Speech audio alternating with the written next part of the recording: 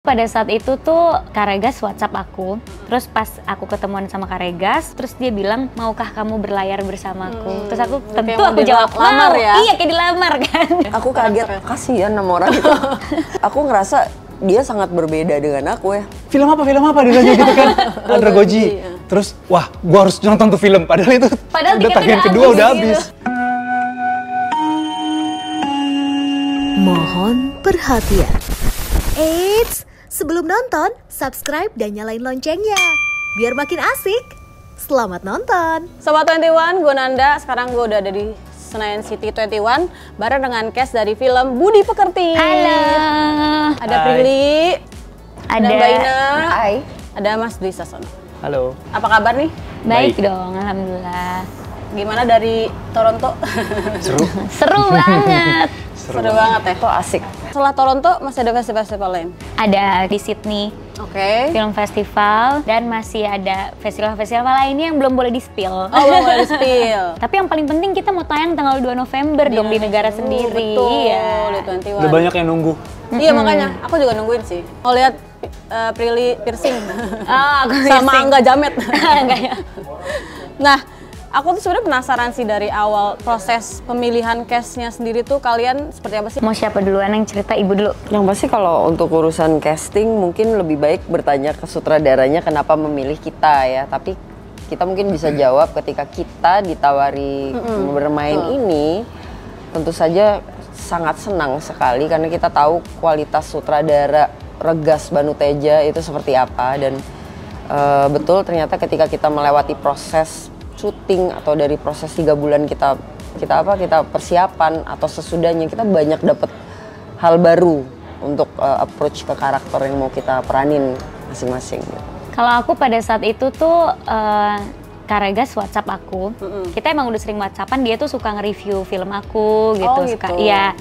Terus dia WhatsApp aku mau ngajakin ketemuan. Aku tuh kaget gitu, kenapa ya? Terus pas aku ketemuan sama Karegas ceritain dari awal sampai akhir gimana skripnya, bahkan ngasih aku deck moodnya kayak gimana gitu-gitu. Terus dia bilang, aku pas nulis karakter kamu, itu nggak sengaja lagi ngeliat foto kamu. Oh gitu? Pas muncullah di explore aku, itu foto salah satu foto kamu pas lagi preskon. Jadi aku lagi preskon terus ke foto sama kamera wartawan, aku lagi ngelirik gini, jadi lagi nggak siap lagi gitu nggak lah. siap. Tapi lirikan mata kamu itu aku kebayang kayak ini nyambung sama karakter yang lagi aku tulis gitu. Orang yang cuma melihatkan emosinya lewat mata. Jadi yang lain, yang dia cuma memancarkan emosi lewat mata gitu. Makanya aku kepikiran kamu pas lagi nulis karakter ini. Makanya aku pengen nawarin ke kamu. Terus ya udah deh, aku dikirim skripnya dengan tulisan, maukah kamu berlayar bersamaku? Terus aku tentu aku jawab, lamar ya? Iya kayak dilamar kan. Tapi ke semuanya kok, bukan ke aku doang. Dia emang semanis itu sama kita semua. Kalau Mas Dwi Sasono gimana? Kalau aku itu sebelumnya belum pernah kan, kenal ketemu juga belum pernah. Terus tiba-tiba dihubungin buat diajak main film bareng dia gitu. Dia ceritakan skripnya itu diceritakan sama dia dengan ada layar presentasi decknya dia gitu, konsepnya seperti apa gitu. Ceritanya diceritain semua dari awal sampai terakhir. Ujungnya sama kayak Prilly juga gitu. Maukah Mas Dwi berlayar bersama saya? Kayak dilamar gitu loh. Kayak dilamar. Terus terang waktu saat dia ceritakan itu satu demi satu, scene by scene gitu.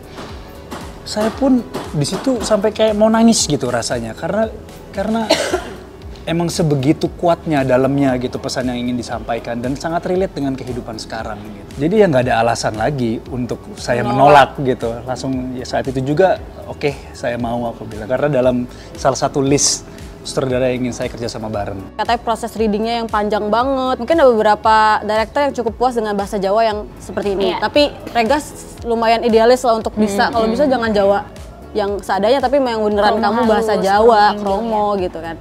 Gimana sih prosesnya? Boleh ceritain nggak? Aku tuh bukan orang Jawa dan budaya di keluarga pun Iya, jauh makanya. banget sama budaya Jawa ya. Satu Ambon, satu Sunda Banten lagi. Sama-sama keras, yang kalau ngomong high pitch gitu kan. Cepet gitu ngomongnya. Makanya aku ngomong bahasa Indonesia cepet banget gitu. Terus belajar Jawa sama Karegas yang juga didampingi sama Kaben waktu itu. Yang ngelatih juga Jawanya. Kak Regas tuh orang Jogja juga kan, jadi Iya, dia tuh bener-bener detail banget sama apapun itu. Terus juga aku harus belajar kromo halus atau kromo inggil yang aku bacanya nggak tahu itu bahasa apa, nggak ngerti gitu, bener-bener sama sekali nggak ngerti. Tapi dengan proses 3 bulan, terus di readingnya juga dibagi kan, ada reading rame-rame, reading aku sendiri, reading aku berdua, reading aku bertiga sama ibu, reading sama bapak gitu, bener-bener dibagi-bagi. Nah pas reading sendiri itu intens banget tuh, ngomong iya aja aku bisa diulang 500 kali. Bener-bener kayak, aduh kalau yang udah cepet nyerah atau kesabarannya setipis tisu tuh udah gak kuat tuh, udah nangis pasti gitu. Satu kata kita harus ulang-ulang terus. Terus mempelajari otot wajah kita gitu. Gimana ekspresi yang paling cocok sama otot wajah kita. Tadinya kan nggak pernah peduli dan nggak pernah tahu hal-hal itu kan. Tapi karena Kak Regas bilang, sometimes di hati kita nih udah ngerasain nih. Tapi karena otot wajah kita mungkin tidak mendukung, jadinya perasaan yang ada di hati kamu nggak kepancar. Dan lagi Kak Regas juga ngasih tantangan untuk aku memancarkan emosi aku lewat mata kan. Jadi benar-benar harus dikuatin di sebelah sini gitu, di yang sebelah sini tuh dilemahin gitu, jangan terlalu ada gesture apapun. Ya, jadi belajar itu juga intens banget 3 bulan. Kalau Mbak Ina sama Mas Dwi gimana? Jawa tuh sih sebenarnya dari kecil saya memang bahasa ibu saya Jawa, tapi Jawa sendiri kan punya warna yang berbeda-beda di setiap daerah. Jadi memang kayak karena saya orang Jawa Timur, sebenarnya Jawa Timur tuh kan beda banget sama Jawa Tengah. Jadi kalau di lokasi tuh aku bahasa Jawa bisa, cuma kadang-kadang suka keceplosan bahasa Jawa Timur. Dan itu dibenerin, Mbak, itu nggak ada di Jawa Tengah. Di Jogja tuh nggak ada bahasa itu gitu. Jadi banyak yang tipis-tipis gitu, kecil-kecil, dan juga kayak bagaimana penekanannya J sama C beda banget. Even Malang sama Surabaya yang sedemikian deket tuh punya tekstur yang berbeda. Itu sih yang bikin aku agak berat gitu. Kalau Mas Dwi sendiri? Ya kalau proses bahasa Jawa, aku dari dulu tuh udah sering banget gitu kan main Jawa, sampai orang ngira aku nih orang Jogja. Sama Regas ini karena memang ada sebetulnya satu scene dialogku tuh berapa halaman gitu.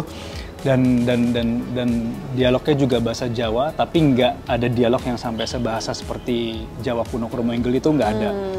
Gitu, karena memang kayak orang tuanya, bapaknya terhadap anaknya pun juga memang, ya anaknya kan hidup di zaman modern sekarang, jadi lebih banyak bahasa Jawanya tuh antara suami sama istri gitu. Kalau sama anak sih ya ada sedikit-sedikit gitu, tapi ya memang itu berdasarkan riset juga, kita diskusi sama Regas juga. Berarti kromo sama ngoko juga belajar nggak?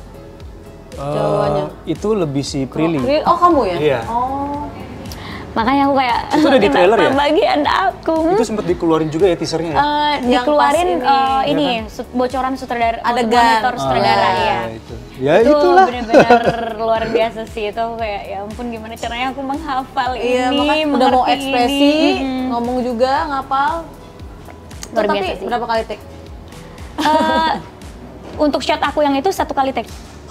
Jadi kayak aku kayak tapi kan sebelumnya aku latihan dulu kan. Sebelum take tuh aku kayak latihan lagi sampai aku pede gitu. Tapi untuk hasil 1 kali take bagus banget sih. Sebelumnya latihan dulu, latihannya banyak. Latihannya 3 bulan, kalau aku juga harus ulang-ulang pas take, berarti aku nggak belajar dong. Oke, nah kalau misalnya Mbak Ina nih, aku sempat baca Mbak, katanya ini adalah peran paling sipil. Jadi memang sejauh pengalamanku bekerja di dunia seni peran gitu, aku menemui beberapa sutradara yang punya ekspresi filmnya yang berbeda-beda. Salah satu yang aku tangkap misalnya dulu di film sebelumnya itu ada yang namanya larger than life. Larger than life itu ada kesadaran bahwa kita berada di satu situasi yang harus digedein gitu. Larger than life gitu, jadi kayak ngomongnya itu ya seperti main teater atau di film yang diberi tekanan gitu. Tapi ada juga yang sutradara yang 1:1 dengan kehidupan, atau yang bahkan 1-1, yang benar-benar orang tuh benar-benar kayak nggak acting. Nah mungkin kalau aku melihat Regas gitu, dia 1:1 dengan kehidupan sehari-hari. Jadi artinya tidak ada jarak antara kehidupan nyata dengan diri karakter yang dimainkan gitu. Dan itu menurutku jauh lebih sulit. Aku lebih karena aku lebih banyak bermain teater yang biasa larger than life. Menurutku untuk nge-switch diriku bermain sebagai Bu Prani yang ibu-ibu Jawa, gimana caranya saya mendeliver seorang ibu Jawa dengan kesabaran seperti itu dan marah orang Jawa itu gimana sih gitu. Artinya kan harus bener-bener dari dalam kita olah gitu, bukan bentuk gitu. Jadi itu kesulitannya sih, kesulitan untuk mendeliver karakter di sini bukan lagi cakep nggak ya, saya gimana ya, enggak. Jadi emang udah kita harus masuk ke dalam peristiwa dan kita udah melebur dan terlibat di situ 100%. Jadilah kita menjadi karakter itu, bukan lagi mengejar bentuk lagi. Prilly, gimana rasanya piercing? Iya. Ini karakternya beda banget sama kamu. Betul. Kan?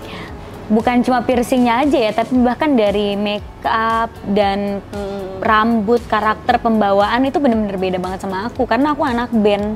Iya. Kayak aku nggak bisa main alat musik yang kayak anak band gitu. Terus aku bahkan nyiptain liriknya juga yang mengkritik pemerintah, bukan aku banget. Jadi dari segi tampilan, make up, harus piercing itu juga jauh banget sama karakter asli aku gitu. Pas dibilang harus piercing takut sih, karena kan aku piercing tapi di kuping gitu. Di hidung tuh takut sih, cuma untungnya antingnya tipis. Jadi juga yang tipis banget, kayak kalau di foto dari jauh tuh nggak kelihatan sebenarnya. Kalau adegan kameranya juga nggak begitu close up, nggak, karena besinya tipis banget gitu. Ya karena mungkin mereka juga tahu aku baru dan beresiko juga kalau misalnya pakai yang tebel kan takutnya bengkak pas syuting beneran gitu. Di piercing berarti kan? Iya, beneran tapi tipis banget memang gitu. Jadi ini juga dilepas lagi hilang. Udah dilepas dari selesai syuting, lepas kan. Udah ketutup lagi ya? Udah ketutup lagi dan nggak mau lagi. Kalau Mas Dwi sendiri, kalau mainin karakter bipolar kan di sini, ada persiapan tertentu nggak sih Mas? Aku pasti riset, untuk itu riset gitu. Terus sama juga ngobrol sama Regas. Tentunya Regas juga sudah riset dulu. Karena kan dia nulis karakter Pak Didit, nggak mungkin kalau dia nggak riset tentang itu. Kenapa juga mengangkat Pak Didit itu depresi dan bipolar. Nah akhirnya lebih di situ aku menggalinya gitu loh, lebih ke backgroundnya apa sih Pak Didit ini gitu. Justru malah melihat menarik ke belakang, bagaimana dulu pertemuannya sama Bu Prani, bagaimana bisa menikah, bagaimana bisa punya anak, kok bisa menikah sama orang yang bipolar begini. Apakah udah tahu dari dulu, sejak kapan mulainya gitu loh. Jadi lebih mencari ke situ. Kesulitannya di mana Mas? Buat gini, salah satu juga si Regas aku tanya waktu itu awal-awal, kenapa kamu pilih saya? Gitu kan, alasannya apa? Aku pengen tahu. Jadi Regas sempat nonton, aku sempat diundang acara podcast dan aku cerita waktu itu prosesku melewati, aku pernah mengalami lah titik terendah dalam hidupku gitu. Nah, mungkin salah satunya itu Regas melihat aku pernah juga mengalami depresi seperti itu gitu. Jadi aku pernah di sana, aku pernah mengalami itu gitu loh. Jadi nggak sulit untuk kalau ditanya sedepresinya sedalam apa, risetnya gimana, ya saya pernah depresi gitu. Jadi ya cuman untuk sampai ke bipolarnya itu kan, nah itu yang saya perlu cari tahu. Tapi kurang lebih penyebabnya karena memang terlalu banyak tekanan. Katanya Regas ini tipikal sutradara yang kalau take pemain nggak boleh lihat monitor. Bener nggak sih? Aku sih kalau aku ya, aku nggak tahu karena aku juga kalau take aku nggak pernah Iya, ngecek. aku juga nggak tahu karena aku juga nggak Emang kalian nggak mau ngecek? emang nggak Buat pernah ngecek. apa? Katanya nggak boleh katanya, kayak maksudnya buat preview atau Aku nggak pernah tahu karena kita semuanya nggak pernah ada yang nyoba untuk review juga, nggak ada pernah ada yang nyoba Karena untuk saat review. sutradara bilang sudah oke, ya sudah Ya berarti udah oke. oke gitu. percaya aja. Tenaganya udah habis buat kita preview. Iya sih. Aku pikir cuma ke aku doang nggak boleh. Oh, Nggak, maksudnya kalau Mbak ini memang- nggak boleh? Kalau aku memang nggak boleh sama Regas. Oh, kalau Mbak ini nggak boleh. Khusus Kenapa? aku, karena memang aku memang orang yang nggak pernah bisa melihat diriku sendiri. Di layar. Karena memang takutnya ngejar bentuk itu tadi. Oh, oke. Kan kalau kita ngelihat di monitor, ada Jadi judgmental. mengkoreksi. Oh jelek ya gini-gini. Nah itu tuh aku menghindari itu. Ya udah aku menjadi karakter, udah mukanya mau kayak gimana ya terserah. Yang penting sutradara udah Oke.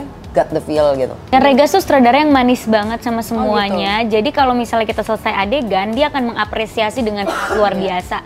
Tepuk tangan, ngasih word of affirmation. Jadi kita juga nggak ada keinginan untuk ngecek karena kita ngerasa udah kita udah percaya bikin dia gitu. seneng. Iya.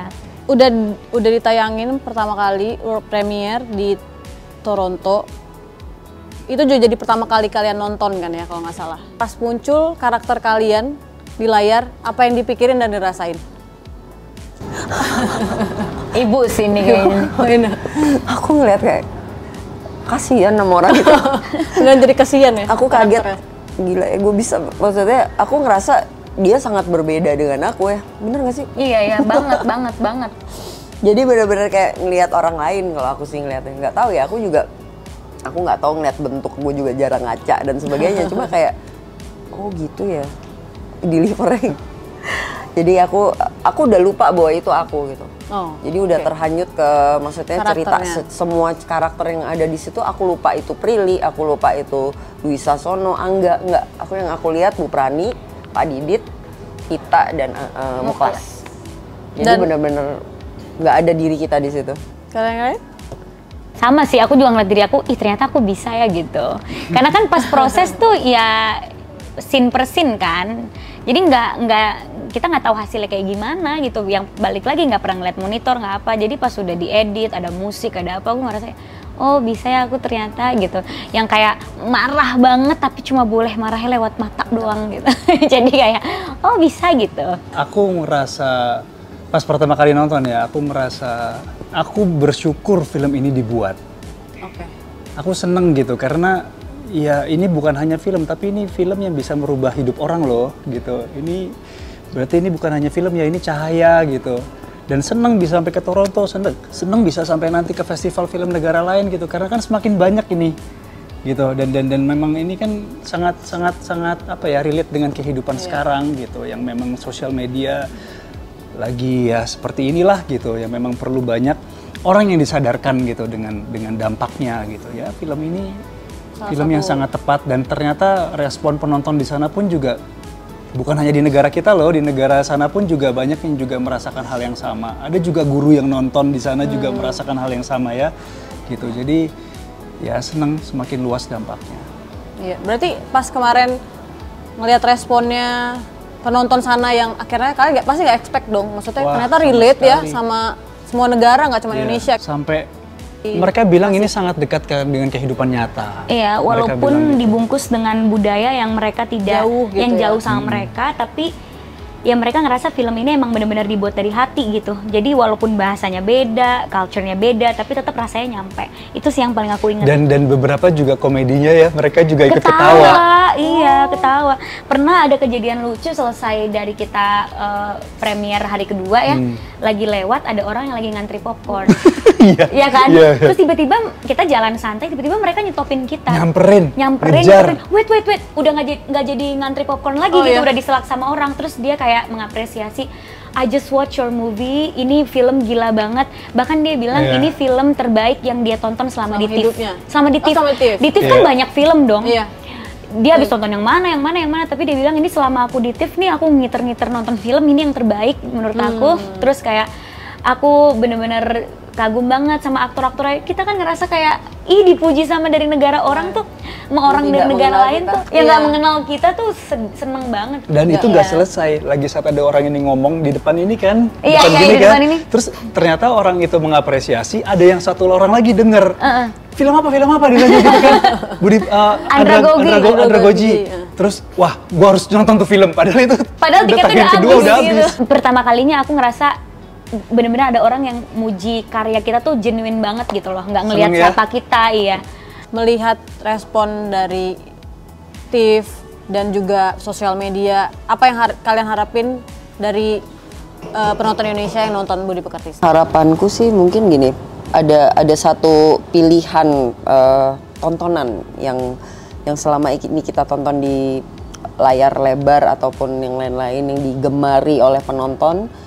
Akhirnya para sineas cenderung membuat film yang itu saja gitu. Tapi ini aku melihat bahwa ini ada satu bentuk tontonan yang berbeda tetapi penuh dengan makna, dan ini juga bisa menjadi refleksi buat kita semua. Benar-benar bisa membuat orang ketawa, sedih, pedih, gemes semuanya gitu.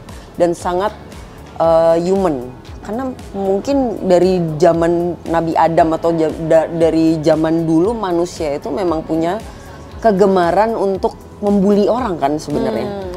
Di deep down in ours ini juga kita tuh mungkin nggak tahu berapa persen gitu seneng gitu ngelihat orang tuh kayak syukur lo gitu. Nggak memungkiri itu. Ada seperti itu. Masalahnya adalah seberapa besar kesadaran kita untuk bisa meredam itu. Jadi ini sebenarnya sangat human dan mudah-mudahan ini jadi refleksi bagaimana kita bisa memilih bersikap sebagai manusia yang baik. Nah, semoga dengan mereka nonton film ini, yang dimana film ini tuh membuka banyak banget sudut pandang ya. Dibuka tuh kehidupan Bu Prani, dibuka dari sudut pandang anaknya, dibuka dari sudut pandang suaminya, dibuka dari sudut pandang orang yang membuli, dan dibuka dari sudut pandang orang yang juga ikutan marah-marah atau dari orang sekitar gitu. Jadi semoga film ini tuh bisa ikut meredam perasaan-perasaan negatif gitu. Karena perasaan negatif itu pasti ada, cuma kan yang bisa kita cegah adalah actionnya. Dari perasaan negatif yang kita punya, apa actionnya? Apakah membuli orang lain? Apakah gimana? Tapi semoga film ini bisa membuat kita tuh jadi orang yang bijaksana gitu dalam berkata. Reminder lah ya. Reminder buat diri kita, reminder buat kita-kita semua juga. Mas Di mau nambahin? Iya, ya bener banget memang ini supaya ini proses pendewasaan ya. Jadi memang bener kata Ina, kata Prilly gitu. Jadi memang ini reflektif sangat nyata di kehidupan kita. Harapanku sih untuk film ini ya bisa meningkatkan kesadaran spiritual orang gitu. Dan dia bisa melihat, oh ternyata ini merupakan sebuah sisi gelap gitu loh dari diri saya yang harus dirubah seperti itu. Kembali kepada budi pekerti. Oke. Terima kasih semuanya udah mau ngobrol Sama-sama, terima kasih. Sebelum tutup, boleh dikasih tahu untuk nonton Budi Pekerti tanggal berapa? Jangan lupa nonton Budi Pekerti di bioskop 21 kesayangan kalian tanggal 2 November 2023. Ajak semua keluarganya, pacarnya, temennya, sahabatnya buat ke bioskop. Dadah. Asik kan videonya? Jangan lupa like, subscribe, dan komen ya. Sampai jumpa di video selanjutnya.